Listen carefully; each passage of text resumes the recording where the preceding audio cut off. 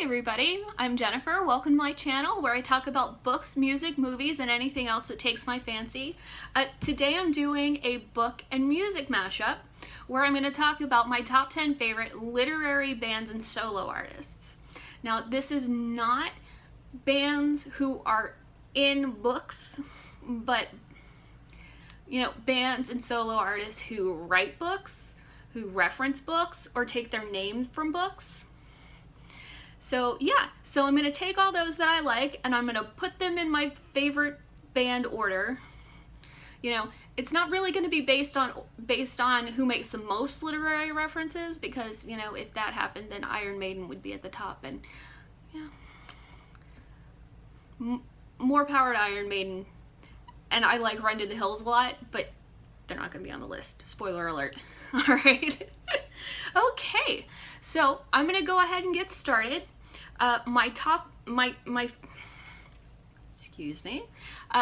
Number 10 is this band from the 70s and 80s who's still touring to this day, Steely Dan. Most people know this reference. They take their name from an item mentioned in Naked Lunch by William Burroughs.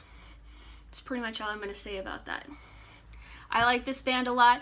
I love Deacon Blues, which is their best song as far as I'm concerned. But I like all their other stuff. My mom got me into them. Alright, so number 9 is a bit of a departure.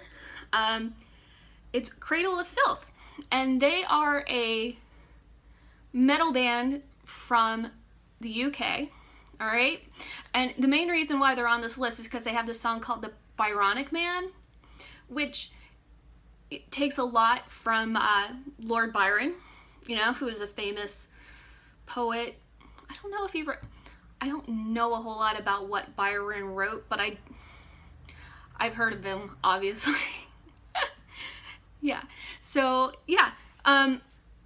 This song is awesome. It's my favorite song of theirs. And it has Vile Valo from him on it, so yeah, double the fun. Anyway, so that song references Lord Byron. It references Caliban from Shakespeare and Mina from Dracula. They also have a song called Absinthe with Faust, which is pretty good, and lots and lots of Lovecraft references. I really do like Cradle of Filth a lot. You might not think it to look at me, but I did go to a couple of concerts of theirs, and I had a really good time while I was doing it. Alright, so that's number 8. Number 8. Number 9 was Cradle of Filth. Number 8 is Atreyu, who took their name from, we've pretty much all seen the movie, hopefully, and that was made from the book Neverending Story by Michael Ende. So yeah, they're really good too. I liked them a lot back in the day, and I got to see them on my birthday once, which makes me really happy. If that hadn't happened, they probably would be in the honorable mentions that are coming later, but I did, and they're here at number 8. Okay, so number 7, I'll be really surprised if any of you watching this have heard of this band. Put it down in the comments, because I'd really like to know, because I've never met anybody who knew them that I hadn't introduced them to. They're an industrial band from Norway called Zeromancer. I love them. I have all their albums, but I've never gotten to see them live because they don't actually tour in the United States. I don't think they've toured in the United States since '99, and I didn't know them yet, so it's really sad for me. Right now, they come out of hiding to play like festivals in Germany or occasionally, and I can't make my way down to Germany to see a band, unfortunately. But they took their name, Zeromancer, they took their name from one book I'm hoping to read, Less Than Zero by Bret Easton Ellis, and Neuromancer, a book that I just read by William Gibson, 5-star book. If I ever make a top 10 favorite books list, Neuromancer is going to be on it, because I love it.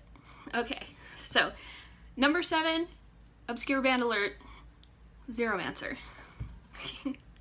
Alright, so number 6 is The Smiths. yeah, so they reference Middlemarch, Shakespeare, Virginia Woolf. I'm pretty sure they name drop Oscar Wilde at some point, who's another one of my favorites. His birthday's the day after mine. Anyway. Alright, so yeah, I love the Smiths. So they get to be number 6 on this list. Alright, number 5 is Patti Smith. Patti Smith was a writer first before she made music, and there's several of her songs that I like, but the main 2 reasons why she's on this list is because of 1, Just Kids, and 2, M Train. I read Just Kids last year, and I read M Train earlier this year, and I gave them both 5 stars. I love them, and I like her music, so she gets to be number 5 on my top 10 literary bands. Alright, so yeah, number 4 is Nick Cave and the Bad Seeds. Nick Cave has written 2 novels. He also writes screenplays. I haven't watched any of the movies he wrote a screenplay for yet, but at some point I'm going to have to do that because I love Nick Cave. Anyway, so yeah, Nick Cave writes novels, and in his songs there's biblical references, Peter Straub references, Cormac McCarthy references, and in this song, one of my favorite songs, and it's on the Abattoir Blues Lyre of Orpheus double album. It's called There She Goes, My Beautiful World. And they reference at least 5 writers and poets in there. Let's see. Sorry, I have to have them written down. Or I'm going to sing the song trying to figure out which ones they are. It's John Wilmot, Nabokov, Karl Marx, Dylan Thomas, and Philip Larkin. So yeah, 5 references in one song. So they get to be number 4, and I love them. And they never come to Florida, so I've never seen them live either. It makes me sad. Anyway. Number 3 is Leonard Cohen. R.I.P. Moment of silence. Anyway. Yeah, not to make light of that, I was really sad. Anyway. Yeah. So, yeah, it was really sad when he died. Anyway. So yeah, he's a writer and a poet. His song Take This Waltz is an adaptation of a poem by Federico Garcia Lorca. And his references, I did some research for this video, and Leonard Cohen, there's some references to ancient Chinese texts, just in case I didn't say it right the first 5 times. Persian poems from the Middle Ages. Yeah. And biblical references, I'm sure. He seems like the guy to do that. Yeah. Leonard Cohen's wonderful. Anyway. So you know the top 2 have to be really special. At least they have to be special to me. They don't have to be special to you or anybody else. Anyway, okay. So number 2 is Tori Amos, who's been a favorite of mine since I was 15. Surprise, surprise. So yeah, you know, Tori Amos and Neil Gaiman, they have this thing where they each reference each other in their respective works. He writes her into like Stardust and the Sandman comics, and then she writes him into songs like Space Dog. Yeah, there we go. Alright, and then Tear in Your Hand. Love that song off that first album anyway. Okay, yeah, so she also references Michael Ondaatje in a few songs. Daphne du Maurier. She has a song called Jamaica Ann that references both Jamaica Ann and Rebecca from Daphne du Maurier. There's also a song called Ophelia, which takes references from Hamlet and Shakespeare and that character. Yeah. And there's also, you know, biblical references and mythological references in her songs. And she's on here because I love her, and yeah. And she has literary references. That's really all the criteria I needed. Anyway, so yeah, before I go and reveal my number 1 literary band and artist, band or artist, I'm going to go over some honorable mentions. Excuse me while I readjust. So the first one is Nick Cave's first band. It was called The Birthday Party, and they took their name from a play by Harold Pinter.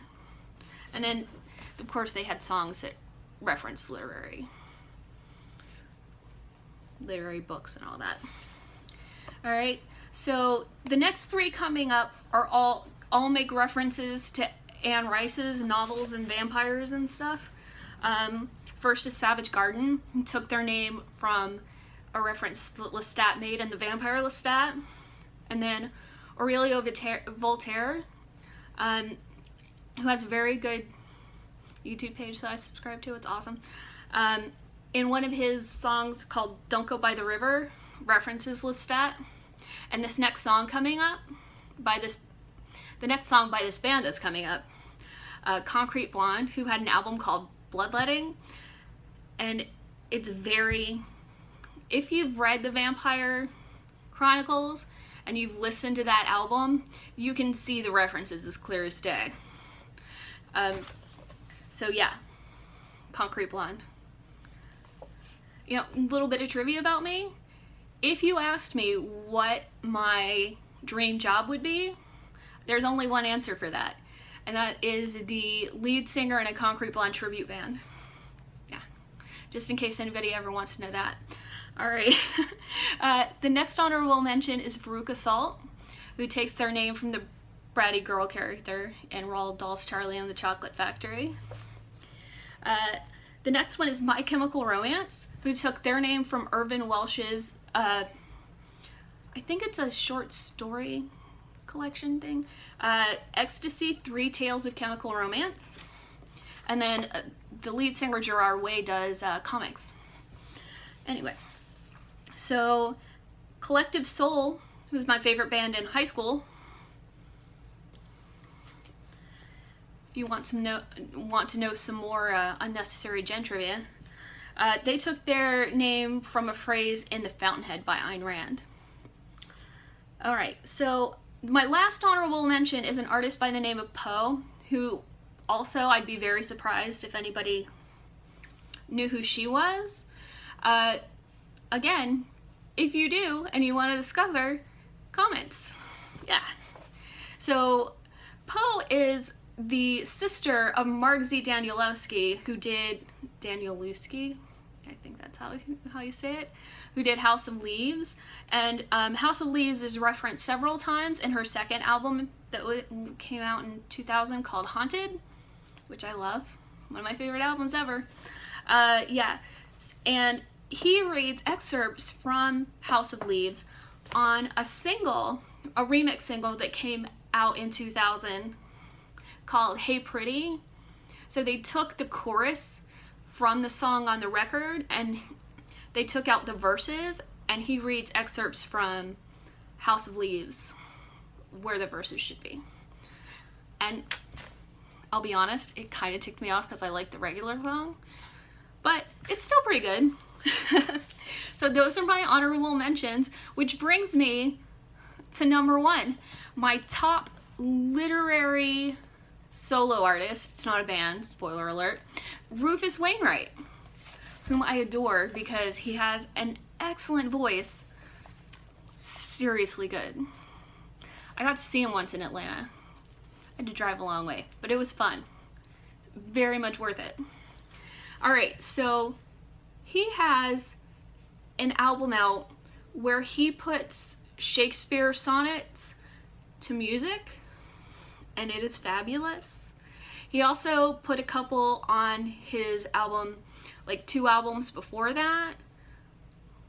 Yeah, 2 albums before that. And for some reason I'm blanking on it's All Days or Nights Tales for Lulu. I think that's the one. Yeah, and they're really good. So there's that, and that's just for starters. In his second album called Poses, there's a song called Grey Gardens, and he references Tadzio from this novella by Thomas Mann called Death in Venice. And because he put that reference in there, I read the novella last year. Seriously, one of my favorite reads of last year. And I have Rufus Wainwright to thank for that. So besides those two things, he also references the Bible a lot, fairy tales, and mythology. So yeah, all that on top of the fact that he's just, yeah, he's seriously one of my favorite artists of all time. So he's number one on my list of on my top 10 list of literary bands and musicians. All right, so, you know, if you want, you can comment in the comments of this video if you have any favorite literary bands or musicians. Yeah, so we could have a conversation down in comments if you want to. Or you can just like or share or subscribe. Hint, hint. No, I'm kidding. You certainly don't have to if you don't want to. Anyway. Alright, so that's it for this video. I hope you enjoyed it, and I hope you have a nice day.